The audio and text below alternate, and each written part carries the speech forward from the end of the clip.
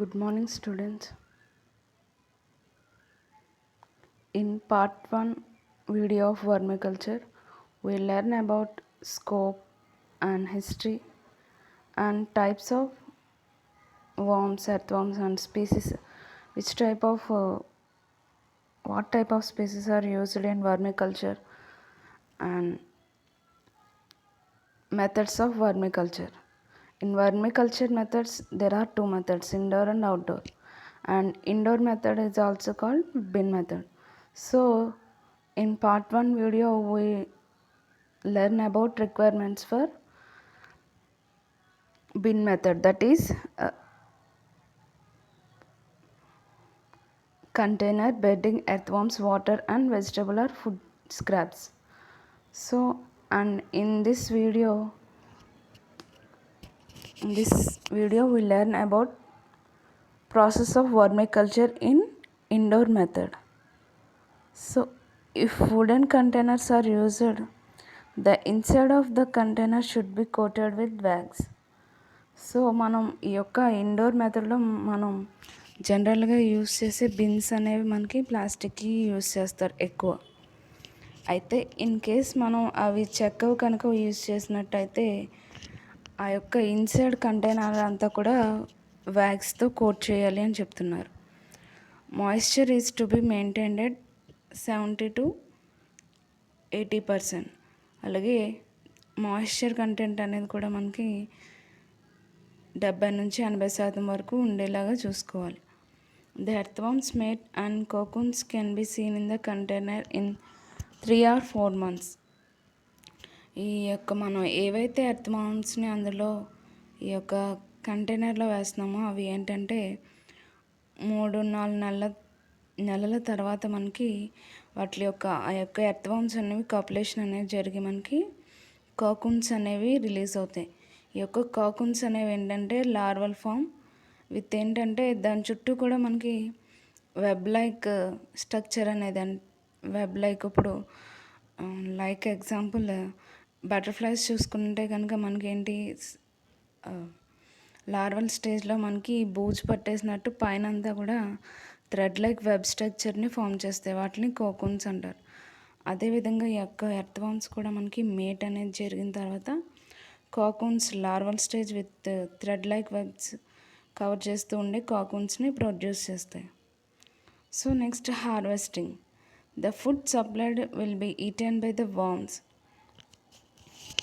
So ఈ యొక్క harvesting అంటే కోత, పంట అనేది మనకి చేతికి వచ్చి కోత అనేది ఏంటంటే మనం ఏదైతే ఫుడ్ని సప్లై చేస్తున్నామో దట్ మీన్స్ ఈ యొక్క వెజిటేబుల్ ఆర్ ఫుడ్ స్క్రాప్ని ఏదైతే అందిస్తున్నామో దాన్ని యొక్క వార్మ్స్ అనేవి ఆహారంగా తీసుకుంటాయి. It passes through the digestive system and ejected out through the anus in the form of pellets called worm casting. So అవి ఆహారంగా తీసుకుని డైజెస్టివ్ సిస్టంలో డైజెషన్ జరిగిన తర్వాత అది త్రూ ద యానస్ మనకి బయటకి రిలీజ్ అవుతాయి in the form of pellets. Small చిన్న పెల్లెట్స్ రూపంలో ఆ యొక్క వేస్ట్ అండ్ ఎక్స్క్రిటరీ మెటీరియల్ అనేది రిలీజ్ అవుతుంది. వాటిలో ఏమంటారంటే వార్మ్ కాస్టింగ్స్ అని పిలుస్తారు. So in about 6 weeks some worm castings are seen at the surface of the bin. So మనకు మనం వర్మికల్చర్కి మనం ఈ యొక్క వర్మికల్చర్ని స్టార్ట్ చేసిన ఒక 6 వారాల తర్వాత మనకి ఏంటంటే ఆ యొక్క సర్ఫేస్ మీద నెంబర్ ఆఫ్ ఈ యొక్క వార్మ్ కాస్టింగ్స్ అనేవి మనకి కనిపిస్తాయి. In about 3 to 4 months, bin will be filled with rich black natural fertilizer comprising of partially decomposed bedding, food scraps and worm castings. So మనకి ఒక 3 నుంచి 4 నెలల తర్వాత మొత్తం ఆ యొక్క మనం ఈ బిన్ ఏదైతే ఉంటుందో మనం ఏదైతే ప్లేస్ చేసిన బిన్ ఏదైతే ఉంటుందో ఈ యొక్క బిన్ అంతా కూడా మనకి ఏంటంటే ఒక రిచ్ బ్లాక్ ఫెర్టిలైజర్ ఏమేమి కలిగి ఉంటుందంటే పార్షియల్లీ డీకంపోజ్డ్ అంటే కుళ్ళిపోయిన మన బెడ్డింగ్, ఫుడ్ స్క్రాప్స్, అలాగే ఈ యొక్క వార్మ్ కాస్టింగ్స్. ఈ యొక్క వార్మ్ కాస్టింగ్స్ అంటే ఎర్త్వర్మ్స్ ఏదైతే ఎక్స్క్రిటరీ మెటీరియల్ని రిలీజ్ చేస్తాయో అందులో ఏం కలిగి ఉంటుందంటే యూరియా అనేది రిలీజ్ చేస్తుంది. అంటే మనకి ఒక్కొక్క యానిమల్ ఒక్కొక్క టైప్ ఆఫ్ కెమికల్ని ఎక్స్క్రీటరీ వేస్ట్ కింద రిలీజ్ చేస్తాయి, like ammonia, uric acid. So అయితే ఈ యొక్క ఎర్త్ వామ్స్ అంటే వానపాములు అనేవి మనకి వేటిని రిలీజ్ చేస్తాయంటే యూరియాని. సో ఈ యొక్క వార్మ్ కాస్టింగ్స్ యూరియాని కలిగి ఉంటుంది. ఆ యొక్క బ్లాక్ న్యాచురల్ ఫెర్టిలైజర్ని మనం ఏమంటామంటే వర్మీ కంపోస్ట్ అని పిలుస్తారు.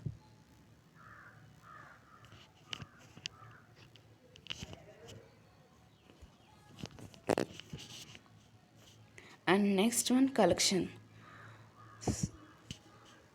Collection can be made to methods.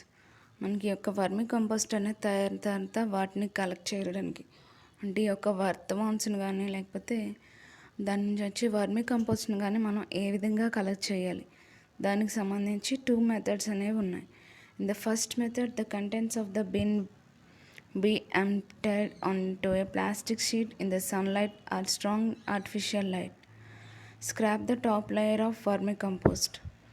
So first మెథడ్లో చూసుకున్నట్టయితే మనం ఏంటంటే ఈ యొక్క బిన్లో అంటే మనం ఈ యొక్క ప్లాస్టిక్ తట్లో ఉన్న ఆ యొక్క వర్మీ కంపోస్ట్కి సంబంధించిన అన్నిటిని కూడా ఒక ప్లాస్టిక్ కవర్ మీద మనం మొత్తం పూర్తిగా వేసేయాలి. అది కూడా సన్లైట్ ప్రజెన్స్లో కానీ లేకపోతే ఈ యొక్క ఆర్టిఫిషియల్ లైట్ అంటే బాగా వెలుతురు ఎక్కువ లైట్ అనేది ఉండేలాగా చూసుకున్నా ఆ యొక్క వర్మీ కంపోస్ట్ని అంతటి కూడా ఆ యొక్క ప్లాస్టిక్ షీట్ మీద ఒక లేయర్ కింద వేయాలి. In 20 to 30 minutes worms will move down, that is away from the light. So ఒక 30 నిమిషాల తర్వాత మనకి ఏంటంటే ఈ వానపాములన్నీ కూడా ఆ లైట్కి సన్లైట్కి కానీ మనం ఏదైతే ఆర్టిఫిషియల్ లైట్ని ప్రొవైడ్ చేస్తామో దానికి తట్టుకోలేక ఏమవుతుందంటే ఆ యొక్క కిందకి అంటే ఆ యొక్క మనం ఏదైతే వర్మీ కంపోస్ట్ని వేస్తున్నామో దాని యొక్క అడుగు భాగానికి వెళ్ళిపోతుంది. So vermi compost can be collected after every 30 minutes. So ఆ యొక్క వానపాములు అనేవి కిందకి వెళ్ళిపోయిన తర్వాత పైన ఉన్న మనం వర్మీ కంపోస్ట్ మాత్రం కలెక్ట్ చేసుకోవచ్చు. సో ఈ విధంగా మనం ప్రతి 30 నిమిషాలకి మనకి వర్మీ కంపోస్ట్ని కలెక్ట్ చేసుకోవచ్చు. Afterwards worms are collected and transfer to a fresh bedding. So మనం ఆ యొక్క వానపాములన్నీ కిందకి వెళ్ళిపోయిన తర్వాత వర్మీ కంపోస్ట్ని తీసుకుంటాం పైన ఉన్నది. తర్వాత మళ్ళీ ఆ యొక్క కింద ఉన్న మళ్ళీ వానపాములను మళ్ళీ ఇది ఏంటంటే మళ్ళీ న్యూ వర్మీ కల్చర్కి యూస్ చేస్తారనమాట.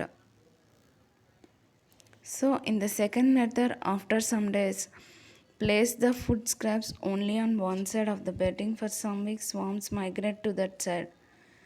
సో అదే రెండో పద్ధతిలో వచ్చేసరికి మనకి కొన్ని రోజులు అయిన తర్వాత ఏంటంటే ఈ యొక్క ఫుడ్ స్క్రాప్ అంతటిని ఆ యొక్క బెడ్డింగ్లో అంటే మనం ఏదైతే బెడ్డింగ్ ప్రొవైడ్ చేస్తామో అందులో ఒక సైడ్ మాత్రమే ఈ యొక్క ఫుడ్ స్క్రాప్ని ప్లేస్ చేస్తారు.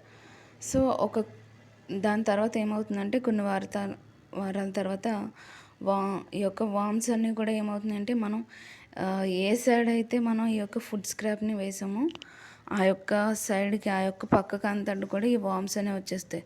సో అనదర్ సైడ్ వచ్చేసి మనకి వర్మీ కంపోస్ట్ అనేది మిగులుతుంది. So vermi compost can be collected from the other side. So ఆ యొక్క పక్కన ఏదైతే ఉంటుందో ఆ యొక్క భాగాన్ని నుంచి మనం వర్మీ కంపోస్ట్ని కలెక్ట్ చేయొచ్చు. The procedure is repeated on the other side and compost can be collected. So ఏంటంటే ఇప్పుడు మనం ఒక బిన్లో ఒక సైడ్ మనం ఫుడ్ స్క్రాప్ వేసిన తర్వాత ఒక సైడ్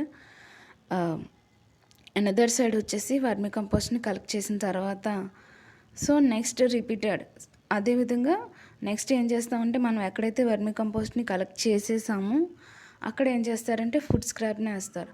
సో అప్పుడు it side next side another side వచ్చేసి అక్కడ కూడా పూర్తిగా మనం వర్మీ కంపోస్ట్ని కలెక్ట్ చేయొచ్చు. సో ఈ విధంగా మనం ఇండోర్ మెథడ్లో ఆ యొక్క హార్వెస్టింగ్ అండ్ ఈ యొక్క 2 మెథడ్స్ ద్వారా మనం వర్మీ కంపోస్ట్ని కలెక్ట్ చేయొచ్చు. And second method of vermiculture or vermicompost is outdoor method. So pits are dug of 10 feet long, 3 feet wide and 2 feet deep under the shade of tree. ఇక్కడ ఏం చేస్తారంటే outdoor మెథడ్లో మనకి గుంటలు తవ్వుతారు. గుంటలు అంటే పెద్ద పెద్ద గుంటలు కింద తవ్వుతారు. అవి కూడా ఎంత అంటే ఒక 10 అడుగుల పొడవు ఉండేలాగా అలాగే 3 feet వైడ్ అంటే మూడు అడుగులు వెడల్పు, డెప్త్ వచ్చేసి మనకి 2 feet ఉండేలాగా అది కూడా షేడీ ట్రీ, ఈ యొక్క చెట్ల యొక్క నీడలో మనకి పెద్ద పెద్ద గుంటలని తవ్వుతారు, ఆ యొక్క పిట్స్ అంటారు వాటిని. అదేవిధంగా ఇవి నెక్స్ట్ వచ్చేసి bricks walls are constructed above the pit floor. అలాగే అవుట్డోర్ మెథడ్లో ఈ విధంగా సిమెంటెడ్తో కన్స్ట్రక్ట్ అయిన పిట్స్ని కానీ కన్స్ట్రక్ట్ చేసుకోవచ్చు, బ్రిక్ వాల్స్తో కూడా ఉంటుంది. అలాగే next 6 to 8 holes of 10 to 12 centimeter sizes provided in the walls for aeration. So ఈ విధంగా మనకి ప్లాస్టిక్ బిన్లో లాగానే ఇక్కడ కూడా మనకి ఈ యొక్క 10 to 12 centimeters సైజ్ ఉన్న హోల్స్ని ఈ విధంగా కన్స్ట్రక్ట్ చేస్తారు ఆ యొక్క పిట్స్లో for aeration. Top of the tank should be covered with plastic sheet or nylon mosquito net cloth so that worms do not escape out and moisture is also conserved. Next పిట్స్ని construct చేసిన తర్వాత ఆ యొక్క top అంతటిని కూడా మనం ఈ యొక్క ప్లాస్టిక్ కవర్తో కానీ నైలాన్ షీట్తో కానీ ఆ యొక్క టాప్ని ఆ యొక్క పై భాగాన్ని కవర్ చేస్తారు. ఇదన్నటిని కూడా ప్లాస్టిక్ షీట్తో కానీ నైలాన్ షీట్తో కవర్ చేయడం వల్ల ఏంటంటే ఆ యొక్క వాన్ పాములు అనేవి బయటికి వెళ్ళిపోకుండా చూసుకోవచ్చు. నెక్స్ట్ అలాగే ఈ యొక్క ఎండకి మనకి లోపల ఉండే తేమ అనేది అంటే మాయిశ్చర్ కంటెంట్ అనేది మనకి ఎక్కువ కాలం మనకి కన్జర్వ్ అయ్యి అంటే మెయింటైన్ అయి ఉంటుంది. Growing vegetation and plant debris should be removed from the surroundings of the bed. So మనకి ఈ యొక్క సిమెంట్ వాటిల్లో పిట్స్ అయితే పర్వాలేదు, కానీ మనకి ఈ యొక్క న్యాచురల్ అంటే మట్టిలో తవ్విన గుంటలో అయితే కనుక మనకి ఏంటంటే మట్టిలో ఏంటి ఈ యొక్క వర్మి కంపోస్టే కాకుండా అదర్ గ్రోయింగ్ వెజిటేషన్ అలాగే ప్లాంట్ డిబ్రీస్ అంటే ఈ యొక్క చెత్త చెదారాలు అవసరం లేని చిన్న చిన్న మొక్కలు అనేవి కూడా పెరుగుతూ ఉంటాయి. సో వాటిని ఆ యొక్క బెడ్ నుంచి ఆ యొక్క వర్మి కంపోస్ట్ బెడ్ నుంచి మనం రిమూవ్ చేస్తూ ఉండాలి. So the bed is filled with partially decomposed dung up to 3 to 4 centimeters. Next అలాగే వీటిలో వచ్చేసి మనకి ఈ యొక్క బెడ్లో మనకి 3 to 4 centimeters వరకు మనకి ఏంటంటే డంగ్ అంటే ఈ యొక్క ఆవు పేడ కానీ గేదె పేడని కానీ మనకి ఫిల్ చేసి ఉంచుతారు. Then a layer of litter of same size is added. So మనకి 3 to 4 centimeters పేడని యాడ్ చేసిన తర్వాత మళ్ళీ ఏం చేస్తారంటే లిట్టర్, ఈ యొక్క లిట్టర్ అంటే ఏంటంటే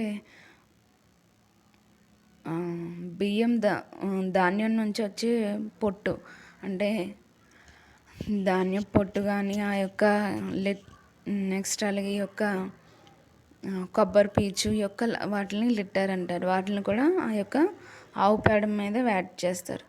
నెక్స్ట్ రా straw can also be added. అలాగే రా అంటే పచ్చి యొక్క స్ట్రాస్ లైక్ గడ్డిని ఎండుగడ్డిని వాటిని కూడా మనకి యాడ్ చేస్తారు. This process is repeated up to 1 feet. So ఆ విధంగా యాడ్ చేస్తూ ఒక అడుగు భాగం వరకు మనం ఫిల్ చేయాలి. After 15 days the temperature of the bed reaches 35 degrees centigrade. So ఒక 15 రోజుల తర్వాత ఆ యొక్క బెడ్ యొక్క ఉష్ణోగ్రత అనేది మనకి 35 degrees centigrade వరకు వస్తుంది. The moisture content is maintained at 60 to 70 degrees by sprinkling water often. Next అలాగే వీటిలో తేమని అంటే ఆ యొక్క బెడ్ అంతా కూడా తడిగా ఉండేలాగా తేమగా ఉండే విధంగా మనం చూసుకోవాలి. అది కూడా 60 to 70% వరకు తడిగా ఉండాలి. ఎప్పుడైతే మనకి ఈ యొక్క డ్రై అయిపోతూ ఉంటుందో మనం దానిపైన వాటర్ అనేది స్ప్రింకిల్ చేస్తూ ఉండాలి. Then the composting worms are introduced in to the bed. So దాని తర్వాత మనం ఏం చేస్తారంటే ఈ యొక్క composting worms like Indian blue crawler కానీ రెడ్ రెగ్యులర్స్ ఈ యొక్క స్పీసీస్ సంబంధించిన ఎర్త్ వామ్స్ని ఆ యొక్క పిట్లోకి యాడ్ చేస్తారు. సో ఈ విధంగా మనకి చూసుకున్నట్టయితే వామ్స్ అలాగే ఫుడ్ క్రాబ్స్ ఈ అన్నింటిని కలిపి మనకి వచ్చేది ఏంటంటే వర్మి compost. Vermi compost can be harvested when only few organic materials remain intact. So ఈ యొక్క వర్మి కంపోస్ట్ అనేది మనం ఎప్పుడు దాన్ని కల్చర్ చేయొచ్చు అంటే ఓన్లీ కొన్ని మనకి ఆర్గానిక్ మెటీరియల్స్ అనేవి దొరికినప్పుడు మాత్రమే. వర్మి compost is done on large scale are on commercial lines also. So ఇప్పుడు ఈ యొక్క వర్మి కంపోస్ట్ అనేది మనకి ఏంటంటే దీని యొక్క డిమాండ్ అనేది చాలా పెరిగింది. అంటే కమర్షియల్గా అంటే మనీ పరంగా కూడా దీనికి వాల్యూ అనేది చాలా పెరిగింది. ఇప్పుడు ఆర్గానిక్ కల్చర్ ఆర్గానిక్ వ్యవసాయం అని అంటున్నారు. అంటే ఏంటంటే ఈ యొక్క వర్మి కంపోస్ట్ని న్యాచురల్ ఫెర్టిలైజర్స్ని యూస్ చేసి మనకి ఈ యొక్క వెజిటేబుల్స్ని పండించడం అనమాట. సో అందుకే ఈ యొక్క వర్మి కంపోస్ట్కి మనకి ఎకనామికల్గా కమర్షియల్గా కూడా దీనికి ప్రాముఖ్యత అనేది చాలా పెరిగింది. And next economic importance of vermi culture and vermi compost. So ఈ యొక్క వర్మి కల్చర్కి కానీ వర్మి కంపోస్ట్కి కానీ ఉన్న economic importance. So first one recycling the waste. So మనం ఏం చేస్తున్నాం ఈ యొక్క వర్మి కల్చర్ అండ్ వర్మి కంపోస్ట్ ద్వారా ఈ యొక్క వేస్ట్ అంటే మనకి వెజిటేబుల్ కానీ ఫుడ్ వేస్ట్ ఏవైనా అవుతున్నాయో వాటిని రీసైకిల్ చేస్తున్నాం. అంటే వాటిని మనకి మళ్ళీ యూజ్ అయ్యే విధంగా మనం వాటిని రీసైక్లింగ్ అనేది చేస్తున్నాం. And reduces the house hold garbage. So దీనివల్ల ఏంటంటే వాటిని వేస్ట్ని రీసైక్లింగ్ చేయడం ద్వారా మనం ఏంటంటే ఈ యొక్క ఇంటి చెదారం గార్బేజ్ అంటే చెదారాన్ని మనం ఏం చేస్తున్నాం అంటే తగ్గిస్తున్నాం. మనకి కిచెన్ నుంచి వచ్చే చెత్తను కానీ లేకపోతే ఈ యొక్క ఆవు పేడ కానీ యానిమల్ వేస్ట్ కానీ వీటన్నిటిని కూడా మనం ఏంటంటే రీసైక్లింగ్ చేయడం ద్వారా వాటిని రెడ్యూస్ చేస్తున్నాం. Soil structure and fertility are improved. So ఈ యొక్క వర్మి కంపోస్ట్లో అన్ని న్యూట్రియంట్స్ని కలిగి ఉండడం వల్ల ఈ యొక్క అగ్రికల్చర్లో వాడతారు. సో అది ఏం చేస్తుందంటే సాయిల్ స్ట్రక్చర్ని ఫెర్టిలిటీని పెంచుతుంది. Worms న్యూట్రలైజెస్ pH of the soil. అలాగే ఇది ఏం చేస్తుందంటే ఈ యొక్క వార్మ్స్ అనేవి ఆ యొక్క సాయిల్ యొక్క pHని న్యూట్రలైజ్ చేస్తుంది. అంటే ఈ యొక్క అగ్రికల్చర్లో మనకి ఎసిడిక్గా ఉండకూడదు, బేసిక్గా ఉండకూడదు. సో మనకి అగ్రికల్చర్లో ఇన్ కేస్ ఆ యొక్క pH లెవెల్ అంటే హైడ్రోజన్ అయాన్ కాన్సన్ట్రేషన్ అనేది ఇంక్రీజ్ అయితే దాన్ని నార్మల్ స్థితికి తీసుకురావడానికి ఈ యొక్క వార్మ్స్ అనేవి హెల్ప్ చేస్తాయి. Root diseases of plants are reduced. Next అలాగే ఈ యొక్క మొక్కల్లో ఉండే వేర్లకి వచ్చే వ్యాధులను కూడా మనకి నివారిస్తుంది. Farmers can create their own organic mineral sources. So ఈ యొక్క రైతులు అనేవారు వాళ్ళకి ఈ యొక్క ఆర్గానిక్ రిసోర్సెస్ అనేవి న్యాచురల్గా వాళ్ళే తయారు చేసుకోవచ్చు. అంటే మనకి ఈ యొక్క షాపుల్లో వాటిల్లో కొనడం కన్నా కూడా వాళ్ళు సొంతంగా ఈ యొక్క మినరల్ రిసోర్సెస్ని తయారు చేసుకోవచ్చు. And next proper utilization of dairy waste, household materials etcetera. అలాగే మనం ఈ యొక్క వర్మి కల్చర్ ద్వారా మనం ఏంటంటే ఈ యొక్క డైరీ వేస్ట్ అంటే ఆవు పేడని కానీ వాటి నుంచి వచ్చి చెదారాలు, హౌస్ హోల్డ్ కిచెన్ వేస్ట్ కానీ వెజిటేబుల్ స్కార్ప్ తొక్కలు కానీ ఈ యొక్క చెదారాన్ని అంతా కూడా మనం ఏం చేస్తున్నామంటే వాటిని ప్రాపర్గా యూటిలైజ్ చేసుకుంటున్నాం. Various essential nutrients like nitrogen, sulphur, calcium, iron, zinc are available for plants. So ఈ వర్మి కంపోస్ట్ ద్వారా మనకి ఏంటంటే ప్లాంట్లకి అవసరమయ్యే ఈ యొక్క nutrients like nitrogen, sulphur, iron, calcium etcetera వీటన్నిటిని కూడా వాటికి ప్రొవైడ్ చేయవచ్చు. And vermi compost improve structure, aeration and fertility of the soil and increases water retention capacity also. So ఈ యొక్క వర్మి కంపోస్ట్ అన్నది ఇంకా మనకి దేనికి హెల్ప్ చేస్తుందంటే ఈ యొక్క స్ట్రక్చర్ మెయింటైన్ చేయడానికి ఏరియేషన్ అనేది, అలాగే ఆ యొక్క సాయిల్ మట్టి యొక్క ఫెర్టిలిటీని పెంచుతుంది. And also increases water retention capacity. Water retention capacity అంటే ఏంటంటే ఆ యొక్క నీటిని నిల్వ చేసే కెపాసిటీ అనేది, అంటే మనకి ఈ యొక్క మొక్కలకి ఎక్కువ వాటర్ అనేది అవసరం అవుతుంది. సో మనం పోసే వాటర్ అనేది ఎక్కువ ఆ యొక్క మట్టిలో పట్టు ఉంచి అంటే త్వరగా డిహైడ్రేట్ అయిపోకుండా వాటర్ అనేది ఆ యొక్క మట్టిలో నిల్వ ఉండే విధంగా ఆ యొక్క వాటర్ రిటెన్షన్ కెపాసిటీ అనేది మనకి ఈ యొక్క వర్మి కంపోస్ట్ అనేది ఇంక్రీజ్ చేస్తుంది.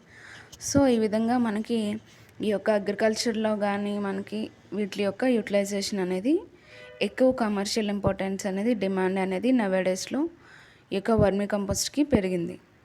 సో ఈ విధంగా మనం చూసుకున్నట్టయితే ఈ యొక్క వర్మి కంపోస్టింగ్లో మనం ఏమేమి యూస్ చేస్తాం, అగ్రికల్చరల్ వేస్ట్ని కానీ డొమెస్టిక్ వేస్ట్ అంటే లైక్ కౌడంగ్ యూస్ చేస్తాం, ఇండస్ట్రియల్ వేస్ట్ని యూస్ చేస్తాం. వీటన్నిటిని కలిపి మనకి ఏమొస్తుందంటే ఎర్త్ వామ్స్. ఈ యొక్క యానిమల్ ఫీడ్లో యూస్ చేసే మెడిసిన్స్లో యూస్ చేసే ఎర్త్ వామ్స్ అనేవి తయారవుతుంది vermiculture. And vermicompost organic fertilizer అనేది తయారవుతుంది. అండ్ ఆల్సో ఇంకా ఏంటంటే వీటిని దేనికి యూస్ చేస్తారంటే వర్మి ఫిల్టరేషన్, అంటే వేస్ట్ వాటర్ని ఫిల్టర్ చేయడానికి కూడా ఈ యొక్క వర్మి కంపోస్టింగ్ని యూస్ చేస్తారు. సో మనకి టోటల్గా మెథడ్ చూసుకుంటే ఈ యొక్క కలెక్షన్, ఎర్త్వామ్ క్యాస్టింగ్, నెక్స్ట్ అలాగే ఈ యొక్క కన్స్ట్రక్షన్ అంటే కంపోస్ట్ బిట్స్ని కలెక్ట్ చేసుకోవడం, నెక్స్ట్ అలాగే సెపరేషన్ చేయడం, and packaging and transporting and marketing. So ఈ యొక్క వర్మి కంపోస్ట్ని మనకి ఏంటంటే డిఫరెంట్ కంట్రీస్ నుంచి కంట్రీస్కి కూడా మనకి ఈ యొక్క డిఫరెంట్ కంపెనీస్ అనేవి మనకి వర్మి కంపోస్ట్ని నవేడేస్ మనకి మార్కెట్లో అవైలబుల్గా ఉన్నాయి. So this is the vermi culture and vermi compost. Thank you.